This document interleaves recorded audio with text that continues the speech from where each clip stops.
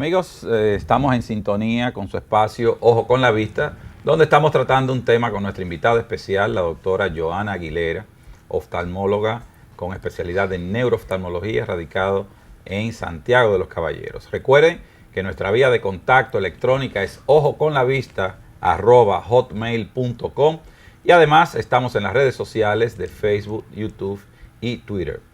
Doctora Aguilera, antes de la pausa estábamos hablando sobre la importancia que tienen las pupilas con la contracción al ser iluminada directamente, ya sea que va a traducir un daño que puede ser ya permanente en nuestros pacientes. ¿Qué otra cosa podemos encontrar asociados que se le debe de dar una importancia para uno poder hablar de pronóstico y severidad en estos casos? Okay.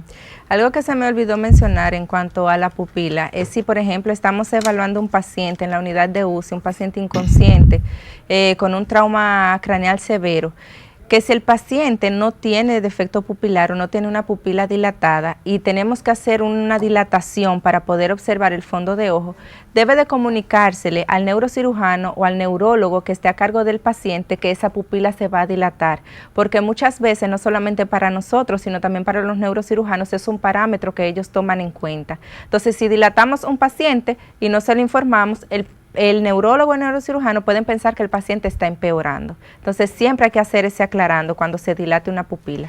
Doctora, cuando usted menciona la dilatación pupilar y que hay que comunicarla, ¿existe un tipo de medicamentos específicos o se podrían dilatar las pupilas con cualquier medicamento midriático? Con midriático que no sea atropina, porque el efecto de la atropina da un tiempo de dilatación muy larga, incluso hasta de 15 días se habla. Entonces, por eso no se prefiere la atropina. Pero sí puede usarse, por ejemplo, si tenemos a la mano un refractil, aunque es más para abolir la acomodación, también se puede usar, porque simplemente lo que queremos es una dilatación, que esa pupila se abra para poder ver el fondo de ojo.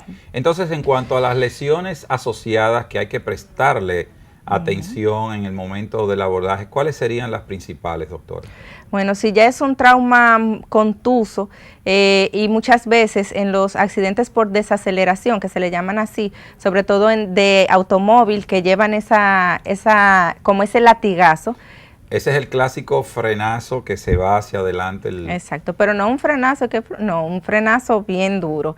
Entonces, eso puede producir lo que son las roturas a nivel posterior del globo ocular, de los vasos que llevan sangre, y entonces producir lo que se llama una hemorragia orbitaria. Entonces, cuando tenemos una hemorragia orbitaria, los síntomas son muy abruptos. El paciente tiene dolor, hay dilatación de la pupila, como estas fotos que vemos aquí, esta inflamación de la conjuntiva. Esta simple hemorragia podría llegar a poner en riesgo la salud visual en ese paciente. Sí, porque lo que hace es un síndrome de compartimiento, así se llama. Entonces, esa órbita va a estar muy tensa y el nervio óptico entonces va a sufrir, no va a tener movilidad. Incluso cuando lo vemos, esto que se ve aquí rojo es la conjuntiva, que está llena de sangre y está inflamada, que se llama quemosis en oftalmología. Entonces, va a tener también limitación de los movimientos que... ¿Esto podría impedir que el paciente cierre la fisura palpebral, doctora? Sí, puede producir que no tenga un cierre adecuado de los párpados por esa gran quemosis que tienen, por esa gran inflamación.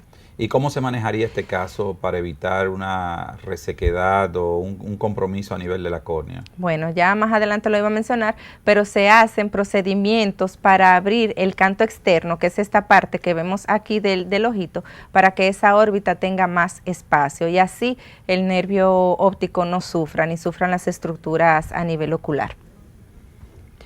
Otra de las causas son las heridas abiertas, que es lo primero que nosotros debemos de ver en el paciente, porque estas sí requieren manejo inmediato, porque como vemos aquí, esto es una herida de córnea, vemos la salida aquí del iris y si nos damos cuenta esa pupila es irregular, se está saliendo ese contenido orbitario en esa parte de la herida. Entonces, si dejamos mucho tiempo esa herida abierta, pueden venir otro tipo de complicaciones como infecciones a nivel del globo orbitario, que es lo que nosotros siempre queremos evitar. Recomendaciones para las personas que van a trasladar al accidentado cuando presenta este tipo de heridas abiertas que usted bien ha mencionado? Debe de cerrarse el párpado cuidadosamente sin hacer presión en el globo ocular y parcharlo, pero parcharlo simplemente para que no le caigan, por ejemplo, dendritos de tierra, ni en la manipulación le caiga nada a ese globo, simplemente un parche puesto que no sea a presión, porque si presionamos entonces termina de salir el contenido a través de esa herida. Estos pacientes, ¿de qué manera podría esto limitar o dificultar ya la valoración de los reflejos pupilares que usted bien había mencionado en la parte anterior? Pueden evaluarse básicamente en esta parte de la pupila que tenemos aquí, que no está afuera. Se puede evaluar a ver si se puede observar un poco de contracción de la misma, pero se hace muy difícil porque está por fuera, ya esa parte de esa pupila. Pero en esta que está aquí podemos ver si hay algún tipo de reacción. Para esa valoración, doctora, ¿ya sería necesario algún tipo de sedación de estos pacientes o eso estaría contraindicado para poder realizar un examen más preciso? No, eso por ejemplo si lo vemos así se puede ver a simple vista, porque si vemos ahí no tenemos el uso de microscopio ni nada. Entonces ya una vez que uno lo ve, sí para el manejo, para cerrar esa herida, entonces sí se deben de hablar con los médicos que están a cargo de ese paciente, porque debe de ingresarse a cirugía y como son pacientes que muchas veces están desorientados, ya sea por el mismo trauma, por el uso de alcohol, entonces deben de sedarse, entonces si no tienen ninguna contraindicación para poder hacerlo. Otra de las causas, otra de las cosas que podemos ver es el lipema. El lipema no es más que sangre en esta parte dentro del ojito, que se da por sangrado, ya sea a nivel posterior del ojito o cualquier vaso que se rompa que me produzca ese sangrado. Regularmente cuando vemos un sangrado así, un lipema, entonces nosotros lo que hacemos es que lo podemos observar, pero deben de dársele manejo con antiglaucomatosos, porque esos coágulos de sangre pueden cerrar la malla trabecular, que es por donde fluye el humor acuoso, o sea, el líquido que está dentro del ojo y que me da la presión del ojo. Entonces, si se tapa esa malla trabecular por esos dendritos o esos coágulos, puede haber un aumento de la presión.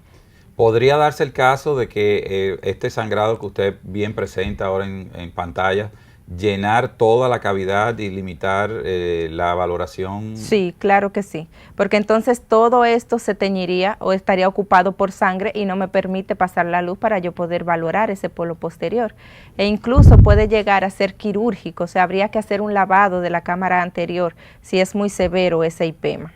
¿Habría un tiempo específico para usted tomar esta decisión o simplemente vamos a dejar que el tiempo vaya evolucionando y podamos? Siempre se toma en cuenta el tiempo de evolución del mismo sangrado, se toma también la presión intraocular para esto. Entonces, si hay una presión muy alta, entonces nosotros debiéramos de entrar para lavar esa cámara y quitar todos esos dendritos. Pero básicamente es la presión que tomamos como parámetro para hacer ese lavado. Y también que a mayor tiempo de permanencia de esa sangre, si es toda la córnea a nivel posterior, puede quedar manchada esa córnea, entonces llamarse después una hematocórnea. Doctora, usted bien ha presentado complicaciones más en la parte anterior y la superficie del globo ocular. ¿Podría este trauma causar un daño más profundo y de mayor repercusión en la salud visual de estos pacientes? Claro que sí, puede llegarse a desprender lo que es el nervio óptico, que es lo que se conoce como una avulsión del nervio. Aquí si nosotros vemos en esta fotografía, lo que estamos viendo es una gran hemorragia que no permite visualizar el nervio óptico. Entonces, con la mala agudeza visual y el defecto pupilar y esta hemorragia ya nosotros damos un diagnóstico que es básicamente clínico de una avulsión del nervio óptico, además de que se ayudan de las imágenes que más adelante vamos a hablar. Cuando ocurren estos casos de avulsión del nervio óptico, ¿qué se podría hacer en estos casos? Bueno, en estos casos no habría nada que hacer, porque se considera el nervio óptico como una continuación de las células cerebrales y no hay regeneración de las células cerebrales todavía. Aunque se están haciendo estudios de implantación de células madres para regenerar esos axones de esas células, pero realmente todavía no hay nada que hacer. Si se avulsiona un nervio óptico, no hay nada que hacer. Clínicamente, ¿cómo va a debutar este paciente que presente la complicación de una avulsión en el nervio óptico? mala agudeza visual y defecto pupilar. Es lo que nosotros siempre tenemos que buscar. Y lógicamente la visualización en el fondo de ojo, que es lo que vamos a encontrar, como en la fotografía. Otra de las consecuencias es la oclusión de la vena central de la retina, como ya le dije, pero solamente si es en la parte anterior del globo ocular, que ya esto tiene también sus consecuencias, que aparte de haber un edema de este nervio óptico, vamos a ver hemorragias en todo el polo posterior, que es toda esta parte, y vamos a ver estos blanquecinos, que son los infartos de las capas de células nerviosas, que se conocen como exudados algodonosos. Entonces, ya cuando uno tiene una oclusión de la vena central de la retina, debe de ayudarse de un retinólogo para que nos pueda ayudar en el pronóstico visual, porque sabemos que hay dos tipos de oclusiones, ¿verdad, doctor Ubiera? Claro que sí. Ahí tenemos lo que sería ya un componente isquémico que va a venir ya por un proceso obstructivo, un paciente que tenga algún coágulo que vaya a través del torrente sanguíneo y se detenga en la unión que había presentado la doctora del nervio óptico. Esto va a imposibilitar o va a obstruir de manera completa lo que sería todo el flujo sanguíneo que va a alimentar la retina de manera interna, y ya estos casos, no tanto desde el punto de vista neurológico, sino por la falta de oxígeno, estas células de la retina que son de la misma naturaleza que el sistema nervioso no se van a reproducir. Esto no es como el epitelio de la piel, las mucosas, que usted va a tener algún tipo de abrasión o de daño y esto va a multiplicarse por sí solo. O sea, el desprendimiento o la falta de oxígeno, la muerte por falta de oxígeno, lo que sería un infarto, no va a permitir que esta retina vuelva a reproducir las células y la visión. Ya aquí no solamente hay un componente neurológico, sino también a nivel de la retina. Anatómico. Entonces, otra de las consecuencias que pueden haber son las rupturas coroideas, que la coroides es una de las membranas o parte del ojo, que es la parte que tiene que ver con la circulación. Entonces, pueden darse fracturas que se van a visualizar así como líneas blanquecinas si es de manera aguda. Regularmente no intervienen con la visión, a menos que no sean a nivel de la mácula, que es más o menos aquí el centro de la visión, y que se asocien con algún tipo de hemorragia. Muchas veces los pacientes pasan algún trauma desapercibido y simplemente cuando uno le hace el fondo de ojo, que uno ve una fractura, uno le dice, pero usted tuvo un trauma en ese ojo. Entonces ahí le dicen sí, pero ya con el tiempo estas líneas blanquecinas se van tornando más oscuras, como más grisáceas y más oscuras por la misma migración de pigmento que va hacia esas fracturas. Agregando algo, doctora, las rupturas coroideas se van a producir por un mecanismo de onda de expansión. Cuando el paciente recibe el impacto en la parte anterior del globo ocular, las ondas expansivas se van a proyectar y van a rebotar en la pared posterior, y debido a la compresión y descompresión súbita, como si fuese un fuelle, un acordeón en el ojo, esto va a causar un estiramiento de estas fibras elásticas que va a sobrepasar la propiedad de la elasticidad asociado a la expansión y la gelatina que tiene el ojo, y es lo que causa estas rupturas coroideas, como bien había mencionado la doctora Aguilera. La connotación, el daño que van a causar va a depender de dónde estén ubicadas. Si compromete la parte central a nivel macular, pues esto ya es una ruptura que va a causar una pérdida irreversible por una cicatriz. Muchas veces puede ocurrir que vasos que están debajo de la retina atraviesen a un espacio diferente y van a producir membranas o vasos capilares que no están diseñados para manejar esa presión, y estos vasos sometidos a presiones diferentes pueden producir un sangrado, y vienen lo que son las membranas que también van a causar este tipo de daño, doctora. Exacto. Y ya por último, otra cosa que nosotros debemos ver es la integridad de esa retina, que entonces también tenemos que visualizarla, sobre todo en la periferia. Entonces aquí nosotros podemos tener los desgarros de retina, que son diferentes a los desprendimientos. ¿Por qué?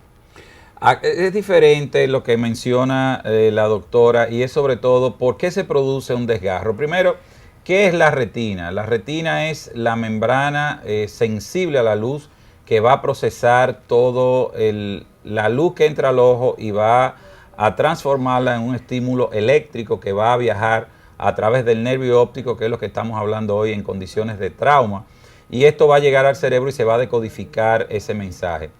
Cuando esa retina se tracciona por el mecanismo del impacto, esto va a producir un roto, lo que es un desgarro, y a través de ese empieza a filtrar líquido y es lo que va a conllevar a un desprendimiento de retina, que ya eso es otro tema de programa, y esto va a causar una pérdida de la agudeza visual por el desprendimiento en estos pacientes.